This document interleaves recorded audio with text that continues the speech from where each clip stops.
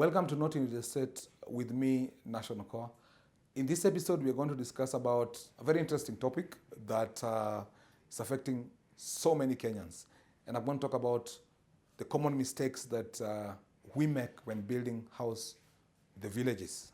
That's the discussion we're going to have in this podcast. I'm going to talk about four common mistakes that we make when we are building houses in the village. Before I discuss that, let me just remind you about this book. That is actually the anniversary for this book is next week. It's 1 year old. Don't buy that house. An insightful guide to offline house purchase. Get a copy. 7 critical areas. Very interesting. I discuss about the 7 critical areas any buyer must go through before they pay a penny of buying a house. So get it on Rafu, get it on Nuria bookstore, get in touch with us for a copy. Very interesting read. It will take you probably a day. If you're good, a week max, you'll have gone through it and it will help you so much. Now, so many of us have made a lot of mistakes when building in the villages. And this is a pertinent issue that is affecting so many Kenyans. Even those in diaspora, by the way. I've handled so many issues of diaspora, disputes in diaspora, of people that have suffered while building in the village. And even people that are just in Nairobi alone make so many mistakes when building in the village. So what are those common mistakes that we make when we are building back in the village? And some of these things I will tell you from experience because I've had to do a lot of developments back in the village as well. So I've learned through this, but also from my experience as a construction expert. There are certain mistakes that most of us do that are very punitive, and that's why people have lost money. People have built buildings that are cracking. I have been involved in so many audits of buildings in the village. And sadly, the people that personally have been involved in audits are very learned people, lawyers, politicians, very senior governors, for example, have been involved in some projects, some governors of houses that are cracking, all right? So what are these mistakes that we make so that we don't make them again? This will help you that in building in the village, you get it right, all right? For a long time, let me give you an example. I come from Moroni, and in my area for a long time, I used to wonder why all buildings were cracking. Nearly all the houses, and these are not cheap houses. These are houses people pay millions, but nearly all of them were cracking. All right? And we knew which houses are cracking in the village. So what are these mistakes that we make when building in the village? All right? Now, the first one is what I call going with the village fundi norms. Going with the village fundi practices. Every village has a fundi that is known. If you go to any village and ask, I want to build a maisonette or a bungalow house, they tell you which fundi builds. And there are not very many. Now, if that fundi has a mistake and is the one being praised, is the alpha of that village, that mistake is repeated in every single development he does. That mistake. One time around 2015, 2016, I was building, and yes, I was told about the good fundis. So I said, let me try the good fundi that everyone is praising. So we were out of foundation, about to cast ground floor. And I remember I had drawings. I had engineering drawings, I had all the drawings, architectural, electrical, mechanical, I had all the drawings. And this fundi tells me that my drawing is wrong. The engineer's drawings that I had is wrong. Because he wanted to do a ground floor slab of 100 millimeters. That is 10 centimeters. And yet the drawing that we had was showing 150 millimeters. And he was saying, no, we always do. In this area, we always do 100 millimeter thick slab as ground floor. Now, even with my basic understanding of structures, which I was taught in school, that will not work for ground floor. The engineer's drawing was very right.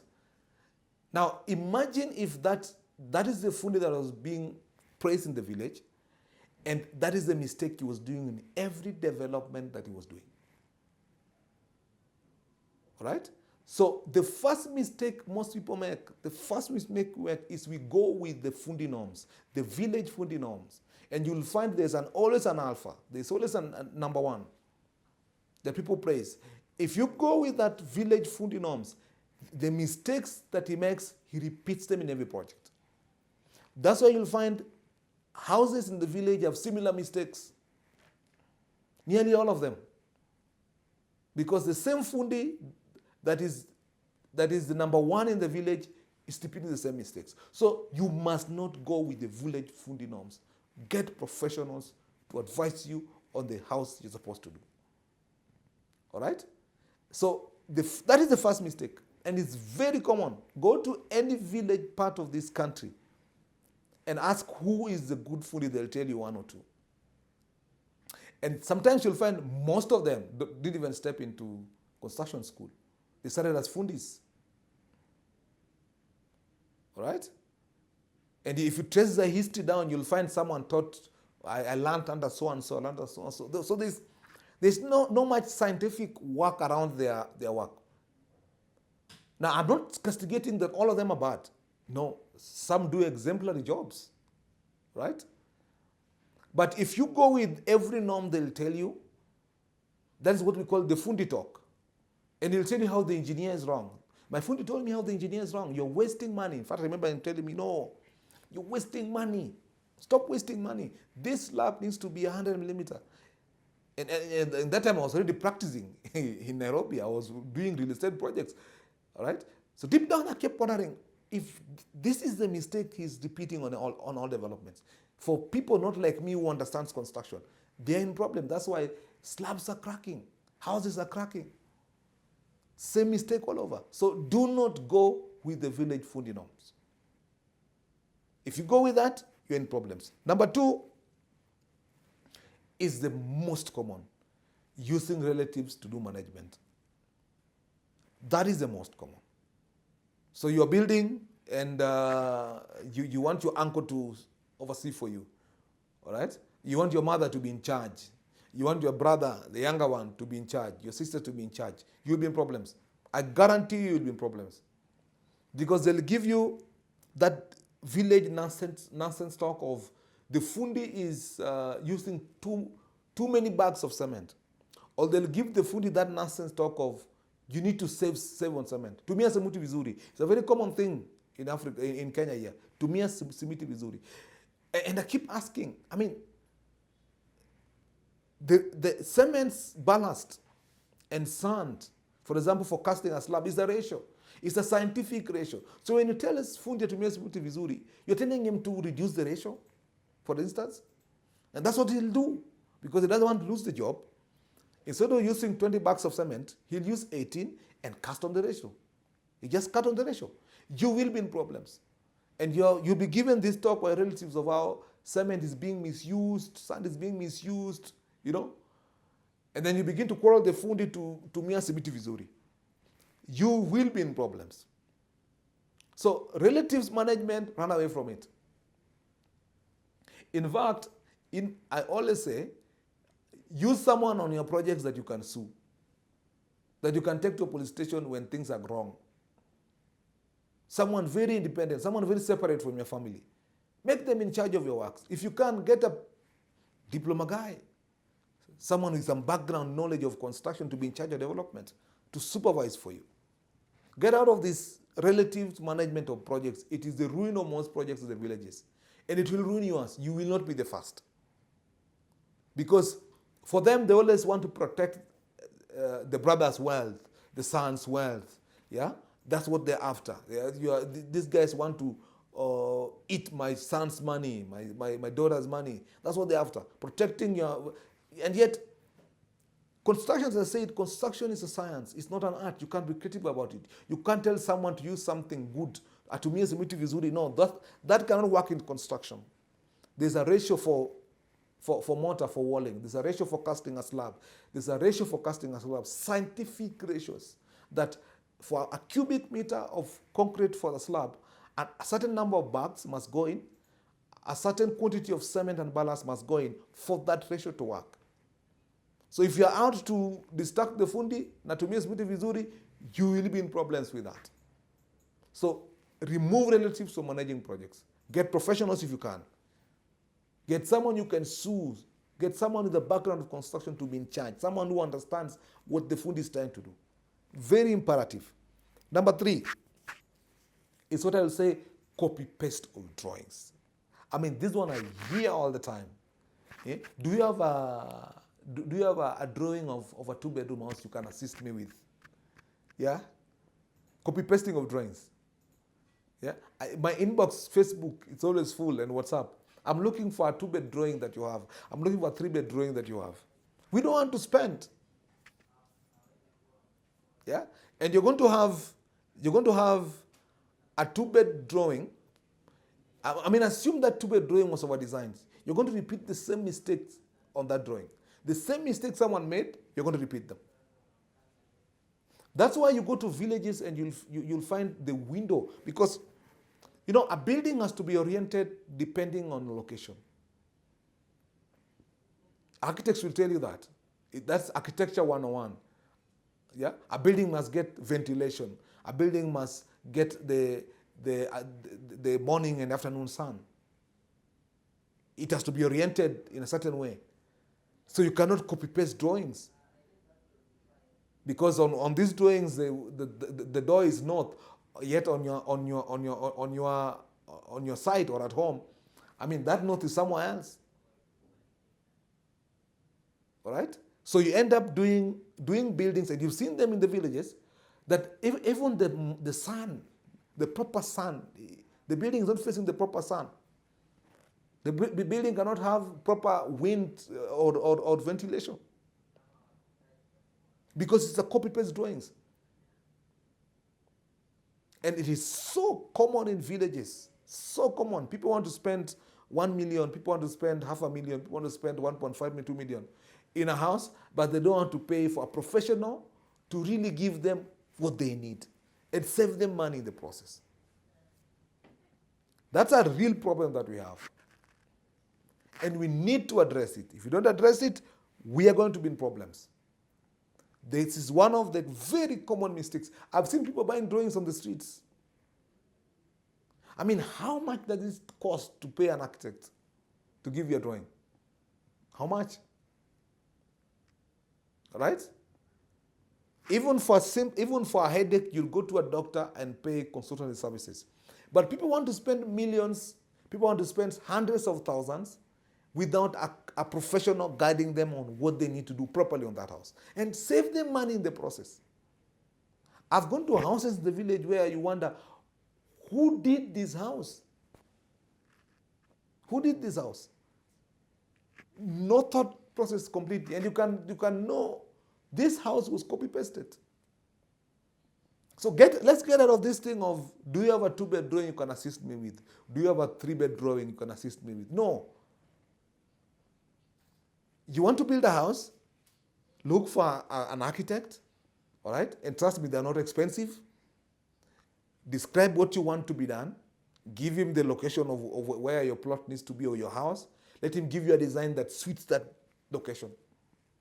Stop copy-pasting things. And that copy-paste of things is ruining a lot of buildings in the villages. One of the biggest mistakes as well that you're making. Number 4, of the mistakes we make, is working without a budget and a plan. There is no beauty in building a house for 3 years in the village. Sometimes we have these jokes people make around. I hear them all the time of, I'll just cast the foundation, then as money comes, I will build. As money comes, I'll build. So you end up, you think you're making sense by building a house for 5 years. Actually, you're losing a lot of money. I'm talking about the common mistakes we make when building houses in the village. There is no beauty in building a house for 3 years, a house that should take 6 months. You're losing a lot of money. Instead of spending 1 million, you'll end up spending double that amount by the time you complete the house. And I hear, and we seem to take pride in it, like it is some achievement. It's some achievement to build a house so slowly.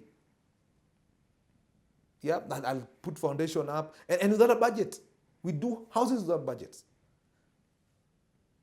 Yeah, we do construction without budget. Which business? Probably not in construction.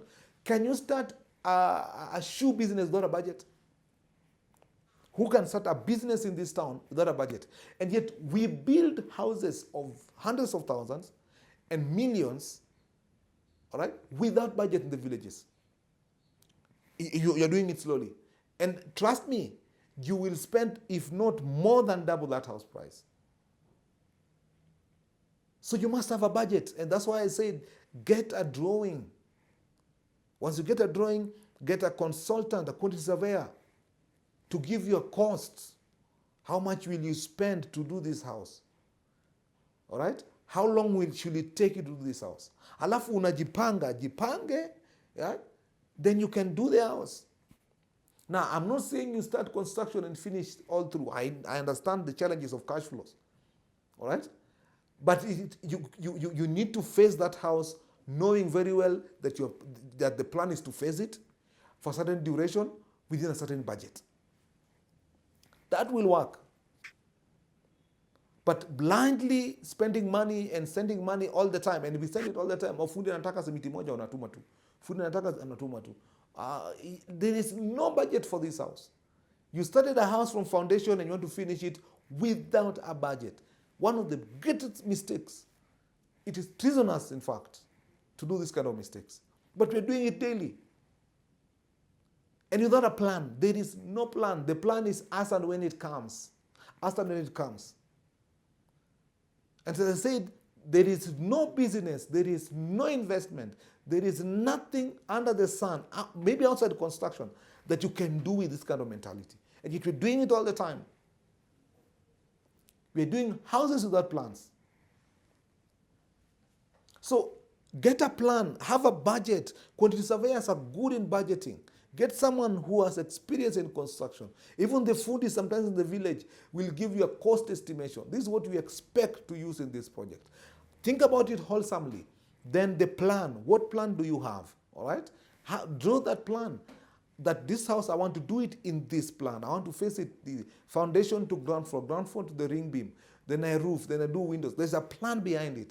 Draw that plan, and that plan has budget items. For me to do windows, this is the cost. For me, this is the cost. And I want to do it within certain duration. You must define the project. You know, a project by definition, and I'll tell you that as a project manager, trained for that matter, a project must have, for it to be a project, must have a defined start and completion time. That is the definition of a project. A project must have a start and completion time. So that project you're running in the village you're building without a completion time cannot meet the threshold of being a project. We are trying to redefine the meaning of projects. Big mistakes you make. And you will spend more than double the cost of that house. More than double. There is no beauty in building a house that should take 6 months in 3 years or 2 years. There's no beauty. You cannot even brag about it. There's nothing to brag about there. There's nothing to hold a glass for. You're losing money terribly. Have a plan and work within the parameters of that plan. All right? So those are the 4 common mistakes that we make.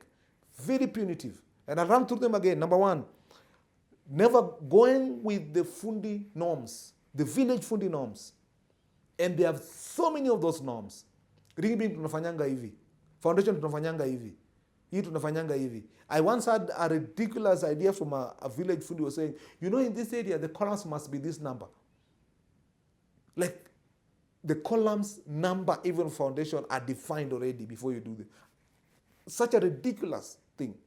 And yet soil structure, soil foundations can be as varied as a 50 meters, even 50 meters now, even 10 meters distance, you'll get a total different soil structure.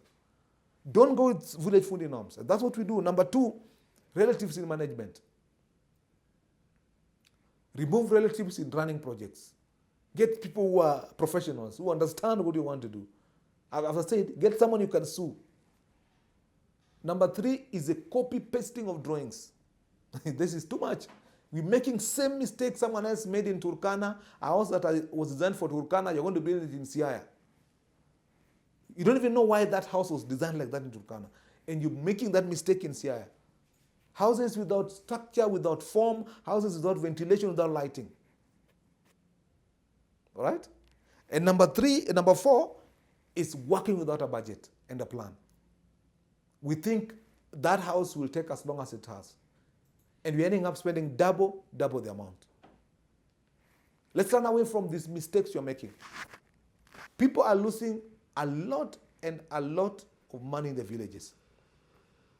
All right? As I said, I have been involved in auditing projects. I projects that are cracking all through. And these are very well-learned people.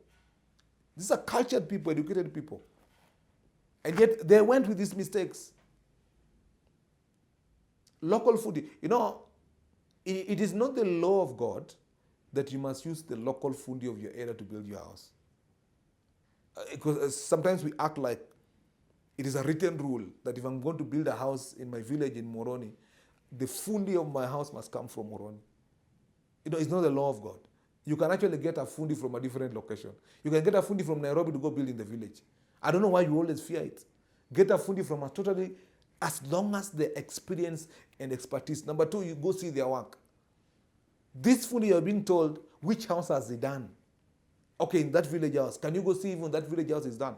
You'll find their mistakes. Because sometimes we don't even reference these people. Even within the village alone, there's mistakes that if you talk to that house you're being pointed to and listen to that feedback from that client, you will not use the same fundi. It is not the law of God to use the same fundi for the entire from your village to do your house. Get experts from all over. Get fundis from all over. Get fundis from Machakos to go build a house in Turkana. Nothing is wrong with it. Right? As long as you are guaranteed of a successful development. And let me tell you, the faster you do a house, the less costly it will. Time has a cost. So you better plan yourself in a short duration and do your house. Plan yourself, do your house, get out as soon as possible. That's when you save money. So let's run away from these mistakes. We cannot make these same mistakes in 2023. The same mistakes our fathers and grandfathers made while building, the educated ones in this society, the learned ones, the people that are cultured, are making same mistakes. Let's run away from this nonsense of houses are cracking in the village. Houses without form, without light, without ventilation are being built and money is being spent. Houses that are cracking. You go to some villages, every house is cracking. Same mistakes. So avoid these common mistakes. You'll be successful in building your house in the village. Thank you very much.